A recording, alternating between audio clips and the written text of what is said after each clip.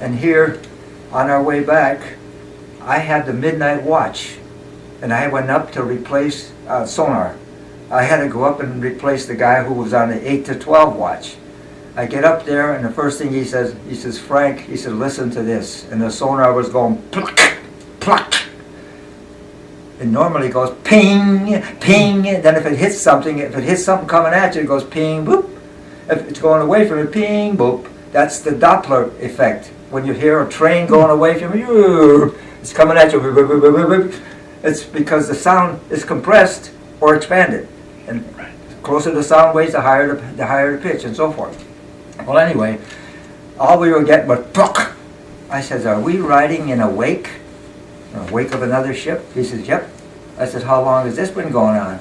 He says, all 4 hours I've been on watch. He says, I said, do you know where the captain is? He said, he happens to be on the bridge. Well, I'm sitting right here, and here's my sonar, and right here was the door to the bridge.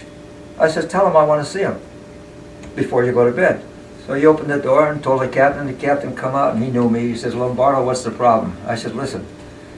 He says, so? I says, we're riding in a wake. Our sonar is useless. He said, I got orders from the captain of the ship ahead, who's the SOFA, senior officer afloat, and he says, formation 180. I said, all that means is follow me. You know, a circle is 360 degrees, 180 means get behind me. I said, we don't have to be right in his tracks. We got the entire Mediterranean. It's 500 miles from Africa to Italy, and 1,250 miles from Gibraltar to Sicily, and we have to be right exactly in those tracks to follow him. If you're going down a dirt road and there's a truck ahead of you just kicking up dust and you can't see anything, you're going to take a chance on being right on his tail. If he ever stops, you're dead. He says, oh, Lombardo, what are you worrying about? He said, Italy surrendered, the war's over. I said, then what the hell am I doing up here at midnight? He said, oh, Lombardo, just do your job. And as he did that, he was opening the door to go back out on the bridge and more or less sloughing me off. And I yelled, what the hell is my job? And he went in there, nothing happened. I get up in the morning, which was now my 19th birthday, okay? First thing I did is look, and we're still following that ship right in his tracks, which means we could not detect the submarine, okay? And the submarine who sunk us knew that, because they know that you can't get sound to go through that. So they probably never had any intentions of giving away their position, because when you torpedo somebody, now everybody knows where you are, and that's dangerous, so he wouldn't have done it. But he says, they're too stupid to live. And he just put one right under our bridge, and it hit where we had all our ammunition. Now, I had the midnight watch, which means I had to relieve the watch at 11:45 noon. We always relieve 15 minutes, as a courtesy, 15 minutes before the hour. I was sitting down in the mess hall. I just had a nice clean shower. I was sitting down eating at a shelf table. Here's a shelf table. This was the end of it. Right next to the shelf table was an open door, because the water temperature was 85, the air temperature was 90. There wasn't a ripple on the entire Mediterranean. It was just like heaven. And they had that door open. No other door, that door was open. And I'm sitting right at the end of the table, and there was a clock right above me. And I kept looking up because I was just about finished eating. I had to relieve the watch, quarter of. The last time I looked up, it was 20 of. And I had like a 5-minute walk to go up the steps to go. So I was just about ready to get up. I don't remember hearing or feeling a thing. When I came to, I had 7 stitches in my forehead. You know, when they finally put me in a hospital, I had 7 stitches. So I was unconscious instantly, thank God, because I was blown about 150 feet and woke up with my feet directly above me going straight down. I didn't know how I got there. I thought I was dreaming, and I almost took a breath, which I would have drowned. But anyway, I felt a little buoyancy when I was down about 20 feet, and I started pulling and pulling and pulling until I finally broke to the surface. The first thing I heard was a couple of screams and saw 2 tails. Some guys had been blown further than I was, away from the oil and everything from the ship, and they were gone. 2 big sharks got 2 guys, just like that. So they screamed. And I was so busy trying to stay alive that I didn't even think about sharks anymore. First thing I did is pick up my arms. There were sheets of skin hanging like sails all over the place. My collarbone was broken, so I couldn't really do much with my right arm. I had a hole right through my left ankle. I couldn't do anything with my left foot. But I still had my shoes on. And I thought, I'm not going to make it. I didn't have any life jacket. I'm not going to make it with these shoes on. But I didn't panic. I had swam when I was a kid and everything else. I let myself sink, went down and released slowly one shoe and slid it off. I went back up for air, went right on down again and did it with the other shoe. Now I felt like 50 pounds lighter. But still, I got to make it back to the ship, which half of the ship was still afloat. At first I thought he was turning. He wasn't turning. The bow was blown off, and the rear motion of the ship just went ahead in front of it, so you couldn't see the bow on the other end. I read this later because I couldn't see it.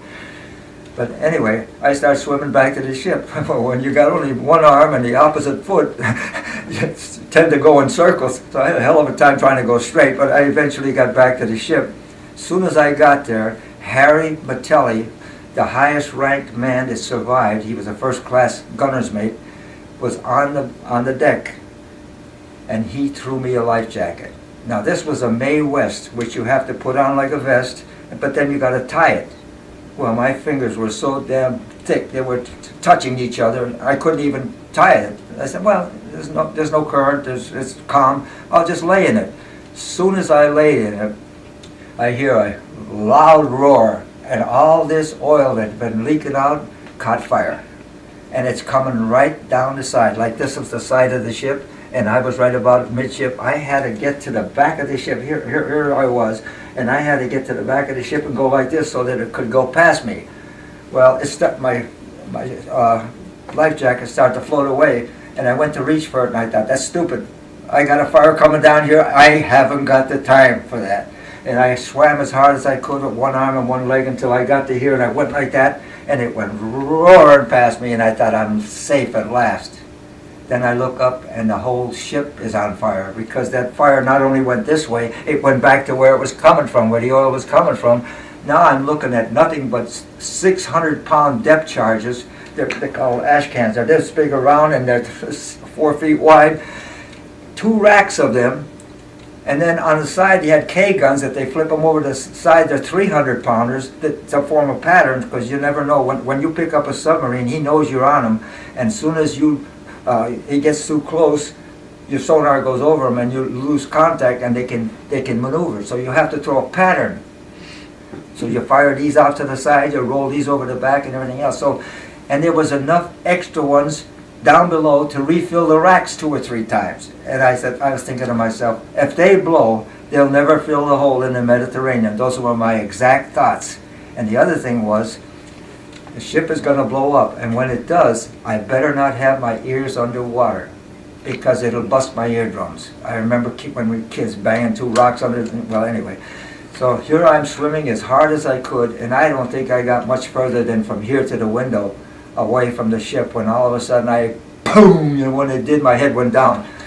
It didn't hurt me at all, my ears, because sound travels 1,100 feet per second in the air, 4,800 feet per second through salt water at 70 degrees, and that was about the water temperature. It was actually 80. It travels faster if it's warmer water. So it had already passed me before my ears even detected it, so that didn't hurt my ears. To this day I have an ear problem. It was only because it was burned in my ears, and on the way back home we went through Gibraltar, and I was enjoying the breeze, and I got an abscess in both ears, and that's why I don't hear as well as I should. But anyway, as soon as that happened, of course, I thought, at last I'm safe. But now the ship is sinking, and I'm no further than from here to the window away from the ship, and it's sucking me under. But I wasn't in the Atlantic or the Pacific. This was the Mediterranean. It sucked me until my head was ready to go under, and it hit bottom. When it hit bottom, there was no more suction. Now I was safe, except that where do I go now?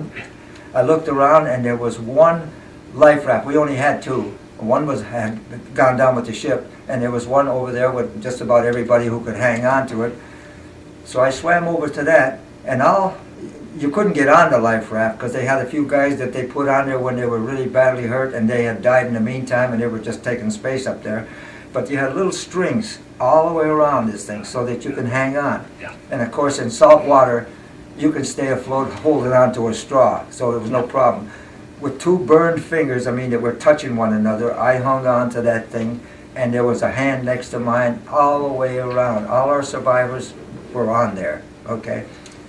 And we had to wait now because the ship that was ahead of us knew that submarine was still in the area. And his sonar couldn't work going through all those bubbles and everything else. So he waited a while before he approached. He wanted to make sure he wasn't sunk trying to pick us up. Eventually he did come and pick us up. Well, I climbed a rope ladder to get onto the ship, even though this ankle had a hole right through it, and my hands were burned and everything else, but I was in better shape than some of the guys, so I climbed the rope ladder. The minute I come out of the water, I noticed I had a huge, like a shotgun blast right in my thigh, where I caught the end of the bench on the way out. When I was blown out, it was about that big around and that wide and that deep. And I didn't even know I had it, but I came close to never having any children, I'll tell you that.